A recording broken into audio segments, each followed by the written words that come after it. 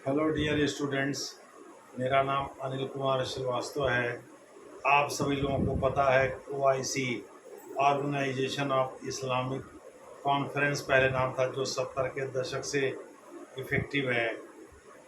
ये 57 मुस्लिम देशों का संगठन है। ऑर्गेनाइजेशन ऑफ इस्लामिक कॉन्फ्रेंस नया नाम इसका इस कॉन्फ्रेंस या कोऑपरेशन हो गया है। इनमें से 48 तो मुस्लिम बहुल देशी हैं, शेष बचे 9। तो 9 में से 9 अधिकांश जो है मतलब मुस्लिम आबादी ठीक ठाक है, 40% के करीब तो है ही, या 40% से ऊपर है। दूसरे जैसे ईसाई या अन्य गुट जो हैं वो 50% या उससे थोड़े से ऊपर हैं। लेकिन फिर भी ऐसा नहीं कि यहाँ मुसलमान नहीं है। भारत इनका सदस्य नहीं है। सुषमा स्वराज विदेश मंत्री रहते हुए इनवाइट की गई थी इसमें। इसका पाकिस्तान ने कड़ा विरोध किया था, लेकिन इसके बावजूद भी इसमें वो शामिल हुई थी एक स्पेशल इनवाइटी के रूप में। आपको हम बताते चलें, टर्की इसी का हेड बनना चाहता है, इसीलिए वो पाकिस्तान के साथ खड़ा रहता है। बहुत ही गद्दार देश निकला।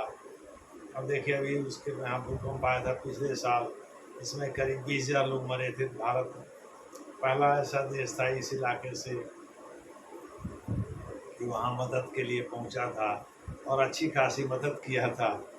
लेकिन टर्की ने इन सब चीज़ों को तरजीह नहीं दिया। और आज जैसे कर्नल सोफिया कुरैशी बोल रही थी, तो वास्तव में वो यही बता रही थी कि भारत में जितने भी ड्रोन मार गिरे उनमें अधिकांश टर्किश मेड हैं, यानी तुर्की के ही हैं। और ये सब के सब एक साथ भारत पर छोड़े गए थे, जिनकी संख्या करीब 300 से 400 थी। तो इनमें से अधिकांश को तो मार गिराया भारतीय सेना ने। एक कर्नल साहब, एक लेफ्टिनेंट जनरल साहब हैं रिटायर्ड, वो बोल रहे थे कि इसमें एक दो जो ड्रोन हैं वो रिहायशी इलाकों पर गिरे हैं, थोड़ा नुकसान हुआ है। लेकिन वो कितने लोग मरे हैं, क्या नुकसान हुआ है, इसके बारे में कुछ डिटेल नहीं कर बता रहे थे, कुछ विशेष बात नहीं बता रहे थे, इतना क्या करके चुप हो गए। तो मोटे तौर पर कर्नल सोफिया और व्योमिंग सिंह, जो दो महिलाएं आती हैं विदेश सचिव के साथ प्रेस को संबोधित करने, शाम को 5:30 बजे जब बोल रही थी, तो उन्होंने पाकिस्तान के हमले के बारे में तो बताया और सिविलियन को किस तरह से वो अपना ढाल बना रहा है। सिविलियन फ्लाइट्स को कैंसिल नहीं किया है। और भारतीय सेना ने सूझ का परिचय देते हुए पाकिस्तान ने 4 जगहों को अपना टारगेट किया है, 4 जगहों को निशाना बनाया। इसमें फिर ड्रोन से हमले कर रहा है पाकिस्तान, मिसाइल भी छोड़ रहा है, हेवी आर्टिलरी का भी प्रयोग कर रहा है। देखना है कि भारतीय सेना इनका कैसे जवाब देती है। कई जगहों पर फरीदकोट वगैरह में तो ये सूचना मिली है कि वहाँ एक ड्रोन को मार गिराया गया है। इसी तरह की सूचना अन्य जगहों से भी आ रही है। जाहिर है भारत को इस बात का अंदेशा रहा ही होगा कि पाकिस्तान फिर अपनी खुराफात करेगा।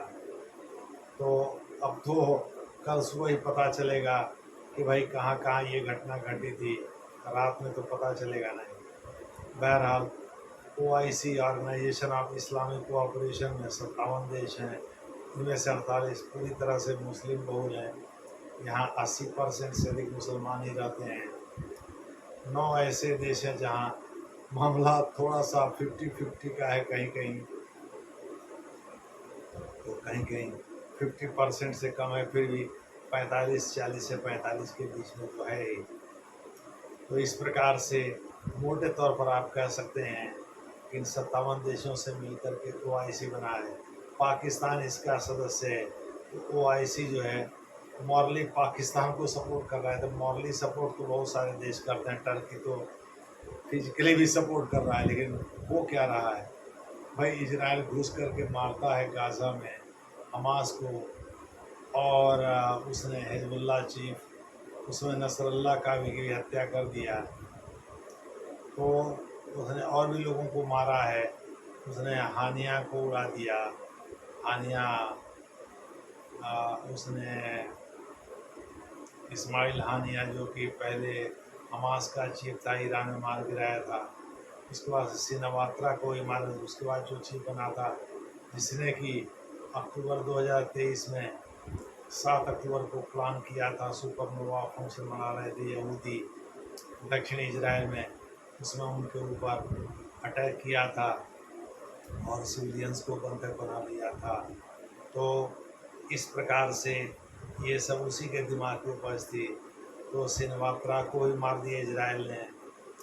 उसके बाद जो बना था उसके बारे में भी पता नहीं है, उसको भी शायद उड़ा दिया है। तो उसका उसी का चचेरा भाई था शायद। अब देखना होगा आगे क्या होता है। तो भारत में भी कुछ कमोबेश इजराइल के नक्शे कदम पर ही चलते हुए भारत भी उसी के नक्शे कदम पर चल रहा है और धीरे धीरे आतंकवादियों का सफाया कर रहा है। तो ओआईसी इस मामले में पाकिस्तान के साथ खड़ा दिखता है। तो वो मार लिए ओआईसी के खड़ा होने नहीं खड़ा होने से क्या फ़र्क पड़ता है। उसमें टर्की प्रमुख है, सऊदी अरब ने और यूएई ने तो तटस्थता जाहिर किया है, साफ वो तटस्थ हो गए हैं। वो इस मामले में कोई भी इंटरेस्ट नहीं ले रहे हैं। दरअसल नरेंद्र मोदी सऊदी अरब की यात्रा पर थे।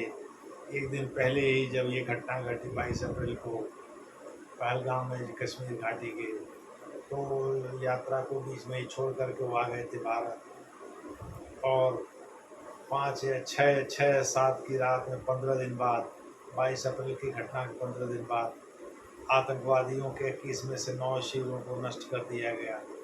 पूरी तरह से जमींदोज कर दिया। भारतीय राफेल विमानों में जो हैमर और स्काल्प मिसाइल लगी हैं, इन दोनों का प्रयोग करते हुए भारतीय सेना ने इनको नेस्तनाबूद कर दिया। अब देखना है आगे क्या होता है। इसी के प्रतिक्रिया में तो पाकिस्तान को भी कुछ दिखाना है, भाई हम कुछ कर सकते हैं। पाकिस्तान अपनी खुराफात कर रहा है और कभी ड्रोन भेजता है, कभी एयरक्राफ्ट भेजता है, कभी मिसाइल भेजता है। भारतीय सेना इनमें से अधिकांश को निष्प्रभावी कर रही है। इक्का दुक्का कहीं स्ट्रे होते होंगे इनकमिंग ऑब्जेक्ट के रूप में, तो कहीं गिर जाते होंगे। रिहायशी इलाके में अगर गिरे तो थोड़ा नुकसान ज़्यादा कर देंगे, अगर कहीं खेत में गिरे तो नुकसान कम करेंगे। देखना होगा आगे क्या करते हैं ये। लेकिन ये सच्चाई है, इनमें से अधिकांश को भारतीय सेना मार के गिरा रही है। ओआईसी भी जो है वो पाकिस्तान का बहुत हिमायतदार बना है, केवल इसलिए कि पाकिस्तान एक कट्टर सुन्नी मुस्लिम देश है, इस्लामिक देश है और इस्लामिक सहयोग संगठन या सहयोग कोऑपरेशन के हिंदी संगठन होगा। पहले कॉन्फ्रेंस था, सम्मेलन था, उसको बदल करके संगठन कर दी गई इंटर गवर्नमेंटल ऑर्गेनाइजेशन के रूप में। मुझे लग रहा है कि संयुक्त राष्ट्र संघ और नाइन के बाद तीसरा सबसे बड़ा संगठन है, क्योंकि 57 देश इसमें शामिल हैं। इसी का खलीफा बनना चाहता है टर्की, इसीलिए वो मुसलमानों के बीच अपने को खड़ा दिखाता है। पाकिस्तान, हालांकि पाकिस्तान इस गर्व से फूला रहता है उसके पास किसी मुस्लिम देश के पास जो नहीं है वो है, यानी आणविक बम है। दूसरे शब्दों में पाकिस्तान को अलग ही गुमान रहता है, अलग घमंड रहता है। वो एस्केलेशन लेडर को बढ़ाता जा रहा है। भारत चाहता नहीं है कि एस्केलेशन लेडर बढ़े। लेकिन भारत करे क्या, मजबूरी में जवाब तो देना ही है और पाकिस्तान को सबक तो सिखाना ही है। मन बढ़ाई तो उसको बढ़ो तो होने नहीं देना है।